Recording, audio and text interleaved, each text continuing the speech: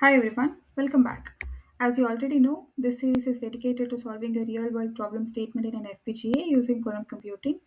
But before we get into the details of that problem statement, let's spend some time going over the FPGA board I've chosen to tackle this, the AMD Kria KV260. Now, why this board specifically? We'll get into the details in the upcoming videos once we start discussing the actual problem statement and the solution we are targeting. For this video though, let's keep it simple. We'll just go over the Kriya board and its peripherals at a high level to get familiar with the hardware before we dive deeper. So let's start with what a SOM actually is. SOM stands for a system on module. Think of it as a complete self-contained computer but squeezed onto a smaller board. On that board, you get everything a computer needs to function: the processor, a memory, a boot storage, a power management, even a security feature. It's basically the entire core of a computer packed into a single module. Now, on this KV260 board specifically, that the SOM is called the K26.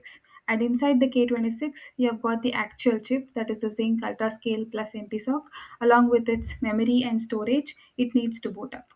But the K26 SOM by itself can't talk to the outside world. So that's where the carrier card comes in. The carrier card is bigger board that the SOM sits on, and it's what gives you all the real world connections like USB, Ethernet, output, display output, camera interfaces, a micro SD card slot. So why does this matter? Because using a SOM like this massively simplifies hardware design. You're not designing your own processor circuitry or memory layout from scratch. That's already done for you.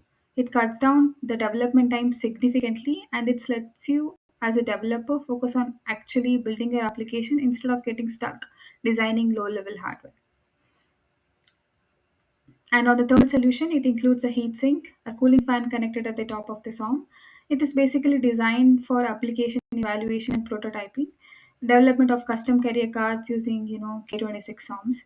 The target application spans across smart city solutions to industrial AI ML applications. And going ahead, so now let's look at the actual block diagram and go through what's on this board. At the center, we have got the K26 SOM, that's a system on module from the last slide. Inside it is a Zynq UltraScale Plus MPSoC, a 4 gigabit DDR4 memory, a QSPI flash for boot storage, a TPM 2.0, which is the security module. Now let's talk about the power. The board takes the 12-volt input. The power doesn't go straight to the SOM. It's first managed by the carrier card, which regulates and distributes it, and then only gets delivered to the SOM itself. Next, the connectivity. The board gives you the gigabit Ethernets for networking, four USB slots, for peripherals like keyboards, mouse, things like that, and USB, JTAG, and UART interfaces, that one specifically for programming the board and debugging. So for vision related applications, this is a big focus area for this board. It supports camera inputs through MIPI CSI interfaces along with an image signal processor or an ISP, which handles the image enhancement before the data even reaches the application.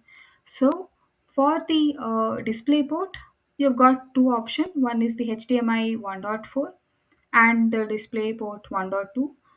And then for the storage, we have the micro SD card interface, which is both for the storage of application data and also acts as a bootloader, which can store both the Linux and the Ubuntu um boot images. And we also have a PMOD, a 12 pin. It also has a 12 pin PMOD connector. This lets you easily plug in external sensors and other peripherals without needing to design the custom hardware for them. So put all of that together, and what you got is a complete platform ready to go for an AI, machine vision, and a general embedded system development. Next, moving on. Now let's look at the top view of the board and go over a few components we haven't covered yet. So first are these IAS connectors.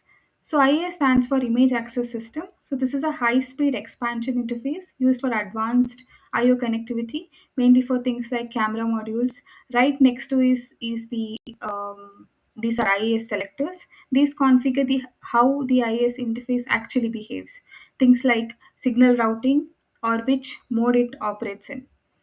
Then there are these reset buttons. This lets you manually reset the board without having to power cycle it. So if something hangs, you just press this instead of unplugging everything. Next to it is the firmware update button. This is used specifically to put the board into firmware update or a recovery mode. Then you also have a JTAG boot mode selector. This sets how the board boots, whether it boots through an SD card, which is here, or through a JTAG, which is here, or through a QSPI flash, which is basically sitting inside this. And finally, we've got three system LEDs, that is these three, DS36, 35, and 34. These show the overall health of the system at a glance, including power good, the heartbeat, and that tells you the system is actually running and the boot completion status. So, and this is the high level and the board view of AMD Kria KV260. And upcoming, so in the next video we will unbox the AMD Kria KV260 and get to know how to load the boot. Thanks for watching and do subscribe and follow for more. Thank you.